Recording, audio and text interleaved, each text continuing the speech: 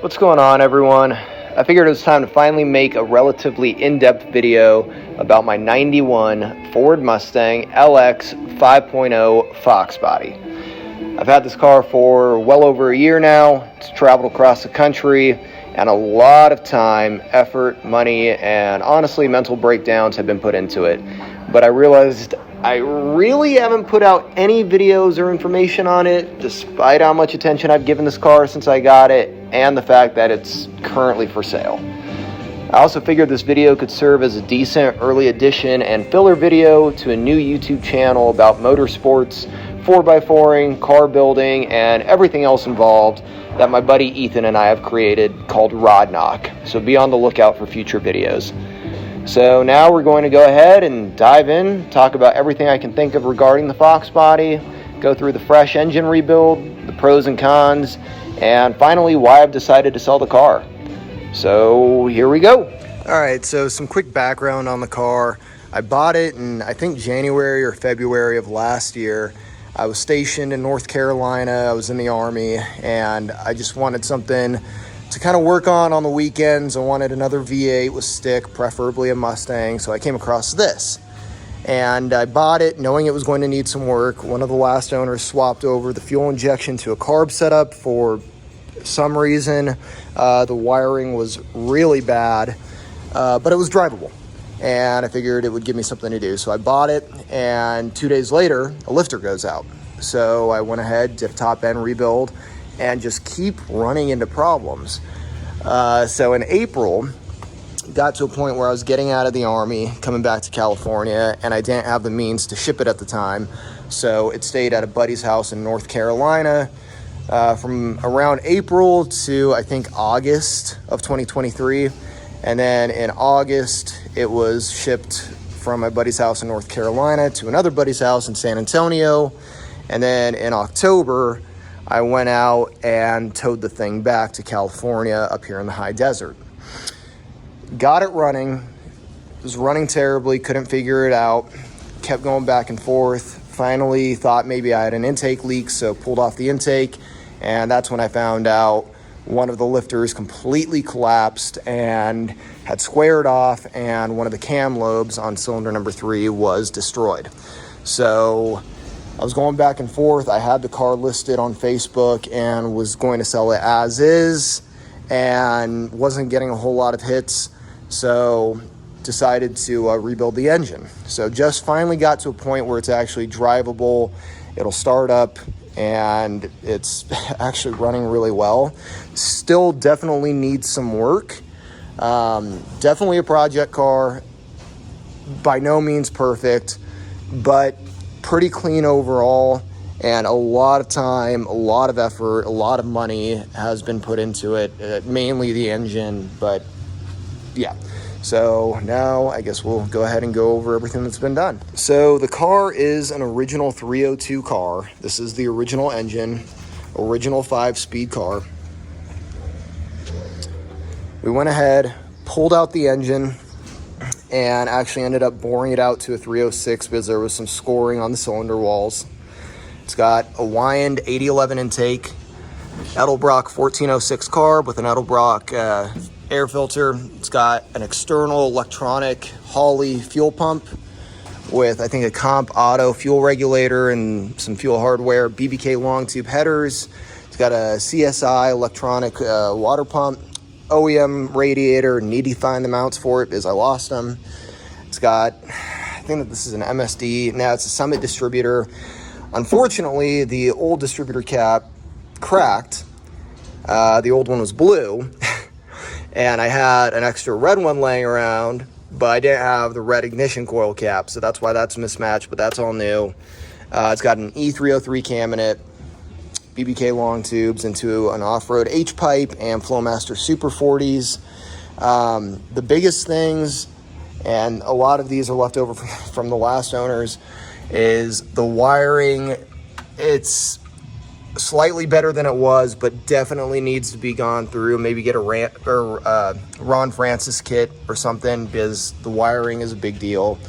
And then it really just needs to be kind of tuned by someone who's an expert on carbs and just get a lot of those little tuning issues fixed. I would definitely get a new intake. This is an old intake.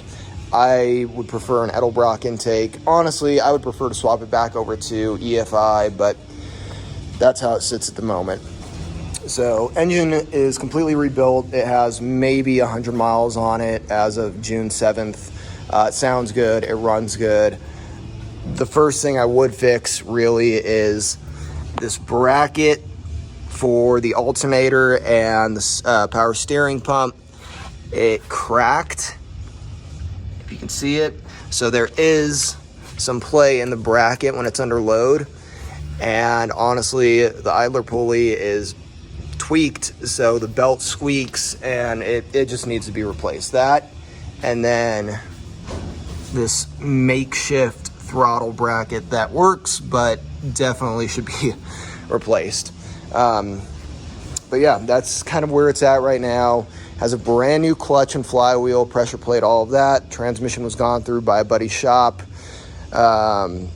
Overall, it's solid. It's a solid cruiser. It'll cruise on the highway.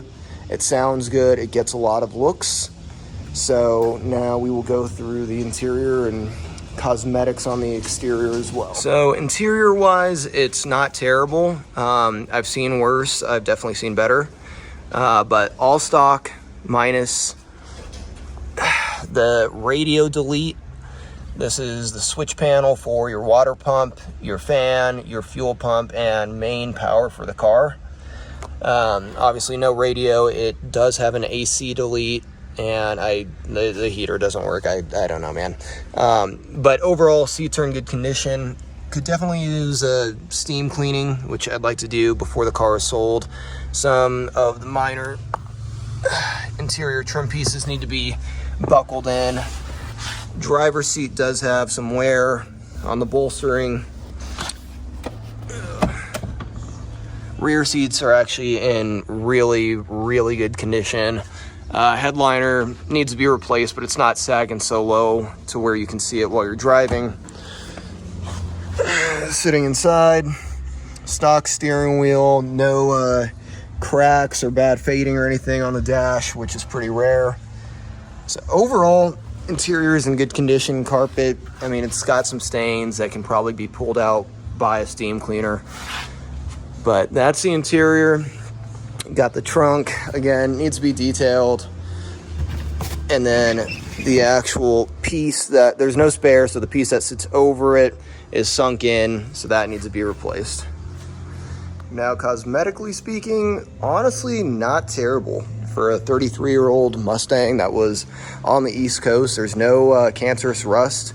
Some surface rust underneath in the usual spots, but the body is in pretty good condition overall. There's a ding right here, a few minor dents and dings here and there, but nothing terrible.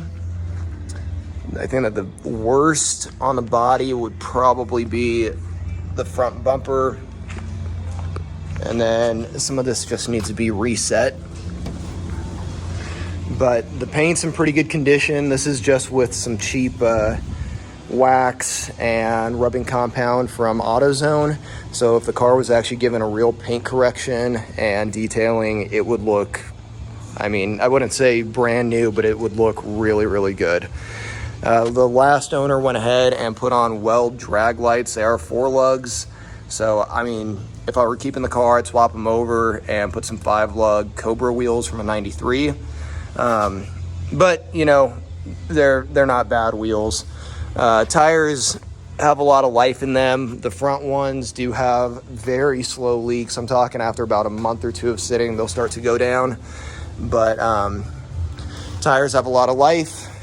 The taillights were actually spray painted by one of the last owners, so I did my best to remove that spray paint and get them looking at least sort of visible, but they are tinted LX taillights. So you can see that it has, I mean, I consider them relatively minor considering the age, but it's got some issues with paint fade and just fade on the window and door trim all over the car. It just needs to be replaced, but the glass is in good condition. There was tint on it at one point, so The steam would probably help get the rest of that residue off. But overall, the car is pretty good. The door handles, it's got the common problem with the door sagging, so both doors are kind of a pain to open and close sometimes, but they do open and close. Headlights need to be replaced. They work, but this one is fading and this one is foggy, and they're just too dark for the car. The one pieces kind of look like crap, but the car would definitely benefit from some three-piece, like stock OEM style headlights. And now I'm gonna go ahead and get some exhaust clips of it. This is cold start. It's got the Flowmasters on it. I will be attaching a sound clip of it with open headers, but I will try and get a few different angles, both revving, idling, and everything, so you have a pretty good idea of what she sounds like.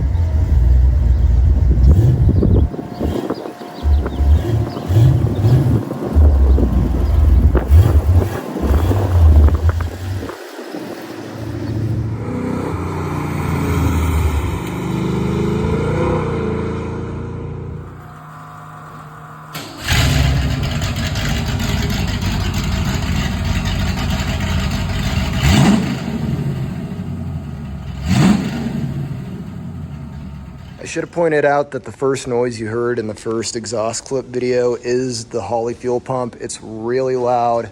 I'd like to get a quieter one on there. I just haven't gotten around to it. But anyway, that is the Fox body.